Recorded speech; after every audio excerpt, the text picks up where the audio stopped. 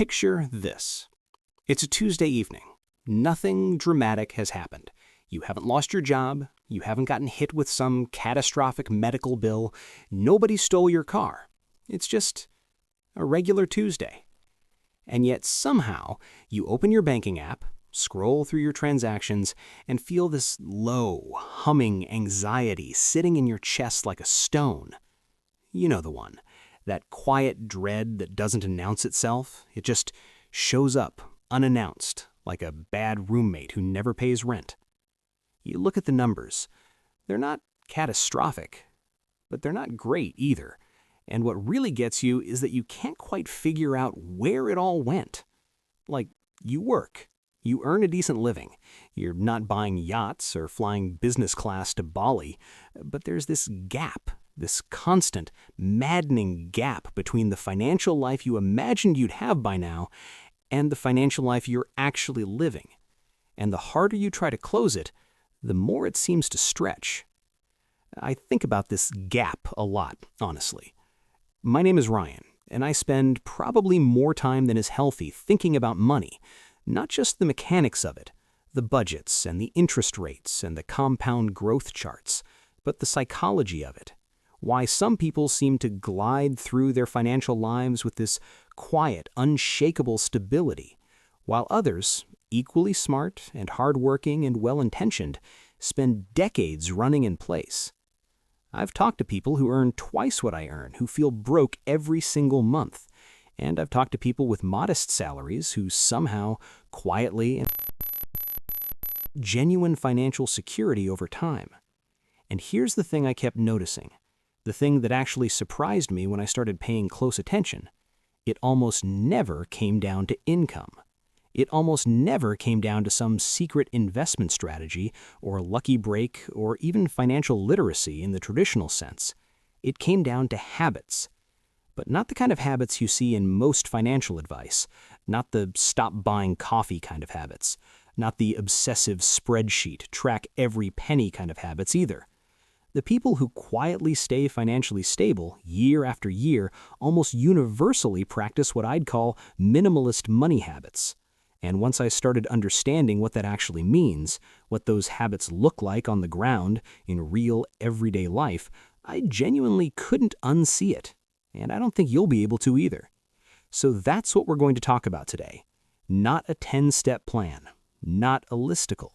Just an honest, unhurried conversation about the habits that actually create lasting financial stability and why they're almost always simpler, quieter, and more counterintuitive than anything you've probably been told.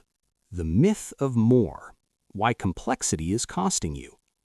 Let me start here because I think it's the root of so much financial struggle that just doesn't get talked about enough. There's this idea, almost cultural at this point, that financial health requires a certain amount of complexity. Like if you're not managing multiple investment accounts, tracking 30 expense categories, running a side hustle, optimizing your credit card rewards, and rebalancing your portfolio quarterly, you're somehow not serious about money. You're leaving something on the table. And so people build these elaborate systems, detailed spreadsheets with color-coded tabs, budgeting apps that sync with their bank accounts, their credit cards, their savings goals, their debt repayment schedules. And these systems feel productive. They feel like action. They feel like progress. But here's what I've noticed. The more complex the system, the less likely it is to actually stick, because complexity creates friction, and friction creates abandonment. You build this beautiful, intricate machine, and it works great for about 3 weeks. Then life gets busy, or something unexpected happens, or you just don't have the mental energy one weekend to update the spreadsheet, and the whole thing quietly collapses. And then you feel guilty about it, and then you don't want to look at your finances at all. And then a month passes, and then 3 months, and suddenly you're back to square one. I've done this more times than I'd like to admit. The minimalist insight, and it sounds almost embarrassingly simple when you say it out loud, is that the best financial system is the one you'll actually maintain for 30 years, not the best one you can maintain for 30 days. Think about it like diet and exercise. We all know the people who do the extreme 90-day transformation programs.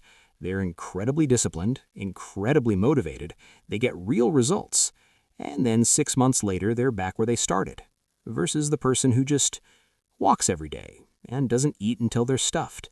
No drama, no phases, just a sustainable rhythm that compounds quietly over time. Financial stability works the same way. The question isn't, what's the optimal strategy? The question is, what's the simplest strategy I'll actually sustain?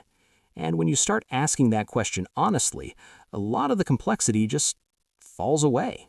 The one number that changes everything. Okay, so if complexity is the enemy, what's the alternative? What does simplicity actually look like? For a lot of the financially stable people I've observed and read about and talked to, it starts with one number. Just one. And that number is the gap between what you earn and what you spend.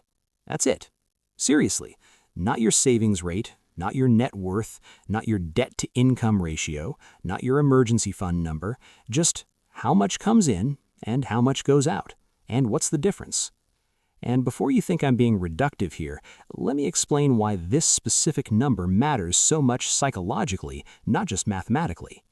When you reduce your financial life down to one number, one simple margin, you remove almost all of the cognitive overhead that makes financial management feel exhausting. You're not juggling 15 metrics. You're not worried about whether you're optimizing correctly. You just have one question to ask yourself regularly. Is my margin positive, and is it big enough to feel secure? Now here's where the minimalist part really kicks in. Because the instinct when you hear widen the gap is to go straight to income. Earn more. Problem solved. And yes, earning more is wonderful, and you should absolutely pursue it. But income is harder to control than spending. Income has external variables: your employer, the market, your health, your circumstances. Spending, on the other hand, is largely a design problem. You can engineer your spending to be lower almost entirely through decisions you make in advance, rather than decisions you have to make every single day. And this is the key insight. The financially stable people aren't white-nickeling their spending through constant discipline and willpower. They've designed their financial environment so that overspending is hard and saving is automatic. One of the most powerful things I ever heard someone say about money was this: I got rich by being a little bit lazy about spending. And what they meant was they set up automatic transfers on payday so the money went to savings before they could even see it. They canceled subscriptions they didn't miss. They simplified their life so there was just less stuff to buy. Not because they were frugal or ascetic or didn't enjoy life, but because they'd learned, through trial and error, that simplicity removes the daily temptation of spending decisions, and fewer spending decisions means fewer opportunities to leak money. That margin, that gap, it's not just a number, it's the physical manifestation of financial freedom accumulating in slow motion, automating the boring stuff before your brain can ruin it. Let's talk about automation, because I think this is one of the most underrated financial habits in existence, and people consistently underapply it. Here's what I mean. Human beings are really bad at consistently making good decisions under conditions of stress, temptation, or cognitive load. We all know this in theory, but we still design our financial lives as if we're going to wake up every morning perfectly rational, perfectly disciplined, perfectly immune to the little voice that says, I'll deal with savings next month. Minimalist money habits short-circuit this problem by removing the decision entirely. Automate your savings. Automate your investment contributions. Automate your bill payments. Do it once, set it up correctly, and then, and this is important, forget about it. Let it run quietly in the background like a piece of code you wrote once and don't have to touch again. There's actually a name for this in behavioral economics. It's sometimes called commitment devices. Systems you put in place today to protect your future self from your present self's worst impulses. Because here's the uncomfortable truth. Your future self and your present self are not the same person. Your present self is tired from work and wants to order takeout and doesn't feel like transferring money to savings. Your future self, sitting at 62 and thinking about retirement, is absolutely screaming at your present self to get it together. Automation is basically a truce between those two people.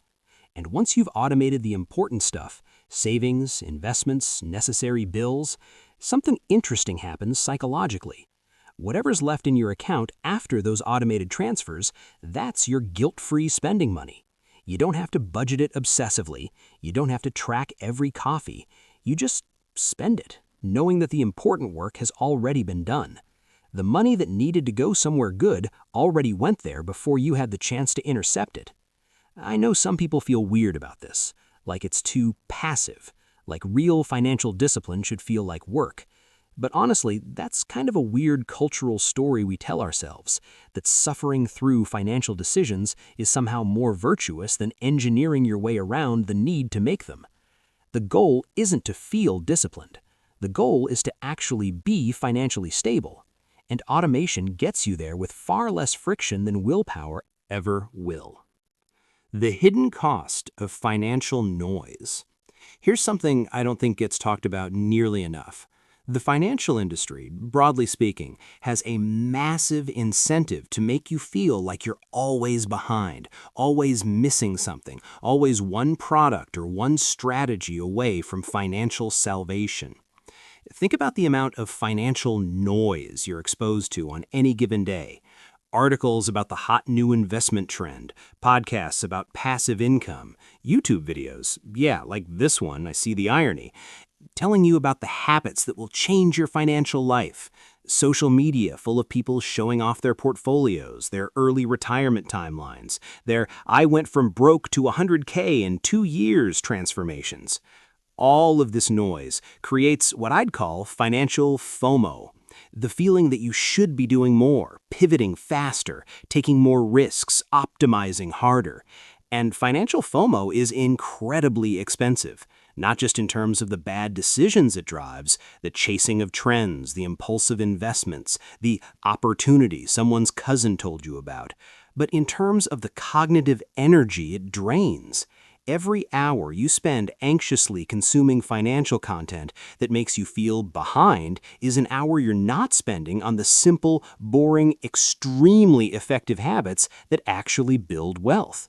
Every pivot, every strategy change, every "wait, should I be doing X instead of Y?" is friction in the machine.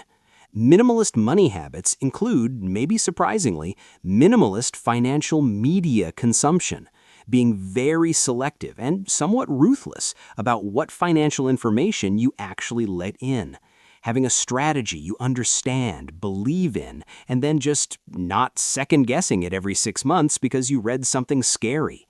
There's a concept in investing called staying the course, and it's wildly underrated. The boring index fund, stay invested, don't panic approach consistently outperforms the tweaked, optimized, constantly adjusted approach for the vast majority of regular people. Not because it's mathematically superior in theory, but because it removes human error from the equation. It removes the anxiety-driven selling at the bottom and the FOMO-driven buying at the top. It just stays still. And staying still, it turns out, is one of the most powerful things you can do with money. Lifestyle creep, the silent wealth killer. Okay, this is the one that I think really gets people without them realizing it. This is the habit, or rather the anti-habit, that derails more financial lives quietly and gradually than almost anything else. Lifestyle creep. The phenomenon where your standard of living expands to perfectly match your income, no matter how much your income grows. You get a raise, great, but now you've upgraded the apartment and the car, and the vacations got a little more luxurious, and the restaurants are nicer, and the wardrobe got updated, and somehow, you're still saving the exact same percentage of your income that you were saving before the raise, maybe less. I think lifestyle creep is so insidious because every individual spending upgrade feels completely reasonable. You worked hard for that raise. You deserve a nicer apartment. What's the point of earning more if you can't enjoy it a little? And none of these thoughts are wrong exactly. Enjoying your money isn't bad. Treating yourself isn't bad. But there's a critical distinction between intentional lifestyle improvement, spending more on things that genuinely add deep and lasting value to your life, and unconscious lifestyle inflation, spending more simply because the money is now there and the culture around you expects it. The minimalist money habit here is actually quite radical in the context of our consumption culture. When your income increases, try to save the increase before you let yourself feel it, or at minimum, let your lifestyle creep much more slowly than your income growth. If you get a 10% raise, maybe your lifestyle improves by 2%. The gap between those two numbers is quietly, compoundingly becoming your financial future. There's a person I know, I won't use their real name, but let's call them Marco, who made about the same salary for 15 years. Modest raises here and there, nothing dramatic, but Marco made one decision early in his career that he quietly stuck with. Every single raise, every single bonus went directly to savings and investments before touching his lifestyle. His lifestyle stayed basically the same, just slightly improved at the edges, for a decade and a half. And then one day, Marco woke up, looked at his accounts, and had more money than most people he knew who earned twice as much. Not because of some genius strategy, not because he sacrificed everything and lived miserably, but because he never let the expansion of income become an automatic permission slip to expand his spending. That's the habit. It's less about restriction and more about intentionality. It's the difference between asking, what do I want to buy with this extra money, and asking, what do I want this extra money to become? The emergency fund is not optional. It's the foundation. I know, you've heard this before. Build an emergency fund, 3 to 6 months of expenses, financial safety net. It's probably the most repeated piece of personal finance advice in existence, and precisely because it's so often repeated, people either nod along and don't actually do it, or they treat it like a checkbox to get past on the way to the exciting stuff. But I want to talk about it differently for a second, because I think the real value of an emergency fund isn't just financial, it's psychological. When you have an emergency fund, when you have that buffer sitting there, boring and liquid and unexciting in a savings account somewhere, it changes the way you make all of your other financial decisions. Because financial anxiety is almost never actually about the big picture. It's about the vulnerability of right now. It's about what if something goes wrong this month. It's about the car that might break down, the medical bill that might arrive, the unexpected job disruption that might come. Without an emergency fund, that anxiety colors everything. It makes you risk-averse in ways that are actually costly. You don't negotiate hard on salary because you can't afford to lose the job. You stay in the bad situation a little too long because leaving feels financially reckless. You don't invest because what if you need that money? The anxiety itself becomes expensive. With an emergency fund, something shifts. The ground feels solid. You can take the calculated risks that actually move your life forward. You can negotiate. You can walk away. You can invest your long-term money in long-term vehicles without panicking every time the market dips because you know your near-term survival isn't riding on your portfolio's performance this quarter. The emergency fund is the foundation. Everything else gets built on top of it. And if you're listening to this and thinking, I know I should have one, but I just don't have the extra money, I hear that, I really do. But consider starting tiny, like embarrassingly tiny. $20 a month, $50 if you can. The amount matters less than the habit of keeping it separate and not touching it except for genuine emergencies. Because the habit of protecting that account, of treating it as sacred, is itself a profoundly important financial reflex to develop. Spending on identity versus spending on life. This one is a little philosophical, bear with me. A significant portion of modern consumer spending isn't really about the product being purchased, it's about the story the purchase tells about who you are. The brand of car in the driveway, the neighborhood you live in, the gym you belong to, the brands you wear. These are, in no small part, signals. Signals to others, yes, but honestly, more often, signals to yourself. There's nothing inherently wrong with this. Human beings are social creatures, and signaling is baked deep into our psychology. But from a purely financial stability standpoint, spending primarily on identity, on maintaining or constructing a self-image through consumption, is one of the most expensive games you can play. Because identity has no natural ceiling. There's always a more expensive car, a more prestigious neighborhood, a more luxurious version of whatever you're buying. The signaling treadmill never ends. Minimalist money habits involve developing a very clear sense of what you're actually buying things for. Not what they say about you, but what they actually do for your lived experience. The difference between a $30,000 car and a $15,000 car is mostly signaling. The difference between eating out twice a week and eating out every night is real quality of life. Those are different calculations. The minimalist framework here isn't about deprivation, it's about ruthlessly prioritizing the spending that generates actual life satisfaction over the spending that generates the appearance of life satisfaction.